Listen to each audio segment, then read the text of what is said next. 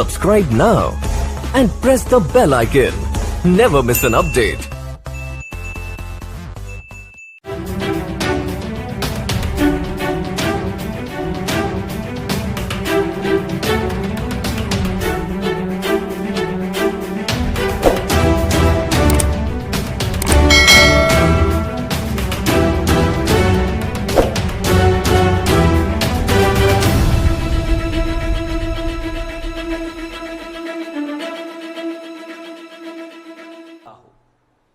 जिस प्रकार से 3 जुलाई 2020 को हमारे एक बहादुर डीएसपी सहित उत्तर प्रदेश के 7 पुलिस कर्मियों की हत्या हुई, उसने पूरे देश के रोंगटे खड़े कर दिए। आदित्यनाथ सरकार में गुंडा राज के बोलबाले को उजागर कर दिया। इस गोलाबारी और हत्याकांड का आरोपी विकास दुबे बड़े आराम से उत्तर प्रदेश की पुलिस को चकमा दे फरार हो गया। फिर हरियाणा के फरीदाबाद से होते हुए सड़क मार्ग से 1000 किलोमीटर दूर उज्जैन मध्य प्रदेश जा पहुंचा। न कोई रोकटाक हुई, न कोई शिनाख्त और न कोई धरपकड़। यह इसके बावजूद कि हर टेलीविजन चैनल और अखबार के पन्नों पर विकास दुबे का फोटो दिखाया जा रहा था या छपा था। फिर अपनी मर्जी से चिल्ला चिल्लाकर खुद की शिनाख्त करके उज्जैन के महाकाल के मंदिर में गिरफ्तारी दे दी। और आज विकास दुबे को पुलिस के एनकाउंटर में, यूपी पुलिस के एनकाउंटर में मारे जाने की खबर सामने आई है। पर विकास दुबे तो संगठित अपराध का एक मोहरा मात्र था। मैं फिर दोहराऊंगा, विकास दुबे तो संगठित अपराध का एक मोहरा मात्र था। उक्त संगठित अपराध के सरगना असल में उत्तर प्रदेश में हैं कौन? विकास दुबे का एनकाउंटर अनेकों सवाल सार्वजनिक जहन में खड़े कर गया है, जिनका जवाब आदित्यनाथ सरकार को देना होगा। पहला, क्या विकास दुबे सफेद पोशों और शासन में बैठे लोगों का राजदार था? क्या उसे सत्ता और शासन में बैठे व्यक्तियों का संरक्षण था? दूसरा, विकास दुबे के पास वो क्या राज थे जो सत्ता और शासन के गठजोड़ को उजागर कर देते, जिससे अनेकों व्यक्ति घबराए थे?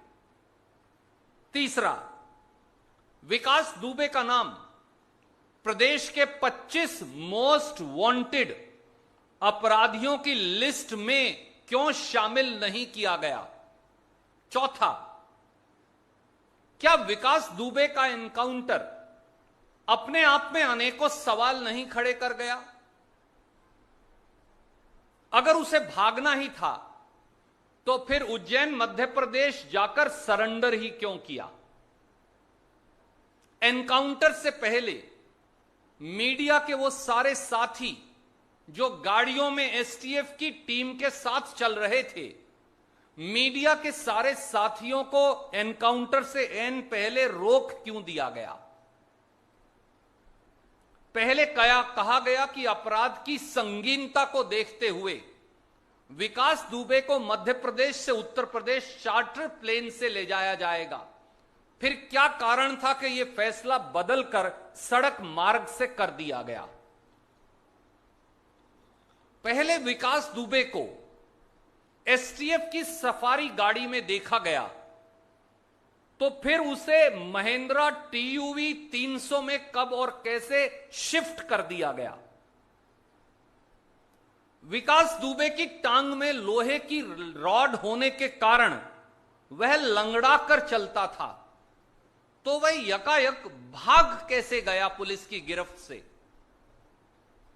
अगर अपराधी विकास दुबे भाग रहा था तो फिर पुलिस की गोली पीठ में लगने की बजाय छाती में कैसे लगी? मौके पर मीडिया कर्मियों को गाड़ी के एक्सीडेंट होने के स्किड का कोई मार्क या निशान नजर क्यों नहीं आया या दिखा? क्या यह सही है कि पहले मीडिया को एक्सीडेंट बताया गया और फिर अस्पताल में जाकर गोली चलने और गोलाबारी की पुष्टि की गई? क्या यह सही है कि मौके पर बारिश की वजह से कीचड़ था, तो जब भागते हुए वे एनकाउंटर में मारे गए विकास दुबे के शव को अस्पताल लेकर आया गया, तो जो मीडिया ने दिखाया उसके शव पर और कपड़ों पर मिट्टी और कीचड़ का कोई नामो निशान क्यों नहीं था? इस रहस्यमयी एनकाउंटर की असलियत है क्या? क्या यह असल में विकास दुबे के एनकाउंटर की बजाय सफेद पोशों और आला अफसरों के राज दबाने के लिए सच का एनकाउंटर है? मैं फिर पूछता हूं, क्या यह एक अपराधी विकास दुबे के एनकाउंटर की बजाय सफेद पोशों और राजनीतिक व्यक्तियों और आला अफसरों से उनके राज को दबाने के लिए सच का एनकाउंटर है? तो ऐसे में विकास दुबे जो संगठित अपराध का एक मोहरा था पर सरगना कोई और हैं, उन सरगना के चेहरे उजागर हो, हमारे 8 बहादुर पुलिस कर्मियों को न्याय कैसे मिलेगा? भारतीय राष्ट्रीय कांग्रेस की मांग है और कांग्रेस की महासचिव श्रीमती प्रियंका गांधी जी ने थोड़ी देर पहले सार्वजनिक तौर से यह मांग रखी है कि विकास दुबे के सरगनाओं को बेनकाब कर ही 8 शहीद पुलिस कर्मियों और उनके परिवारों को न्याय मिल सकता है, तथा उत्तर प्रदेश में जो अपराध प्रदेश बन गया है, संगठित अपराध पर नियंत्रण पाया जा सकता है। आदरणीय आदित्यनाथ जी, संवैधानिक मर्यादाओं की आतिशबाजी आज हुई है। मैं फिर दोहराता हूं, आज संवैधानिक मर्यादाओं की आतिशबाजी हुई है और कानून व्यवस्था का होलिका दहन हुआ है।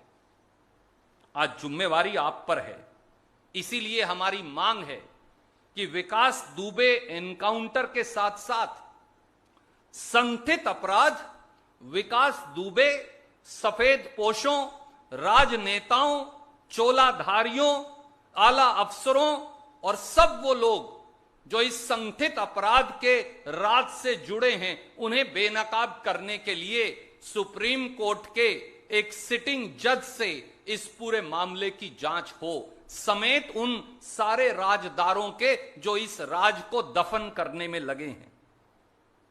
यह मुख्यमंत्री श्री आदित्यनाथ जी व देश के गृह मंत्री श्री अमित शाह के लिए भी कसौटी की घड़ी है कि क्या वो सफेद पोशों व शासन में बैठे लोगों के अपराधियों के साथ गठजोड़ को उजागर करने की हिम्मत दिखाएंगे।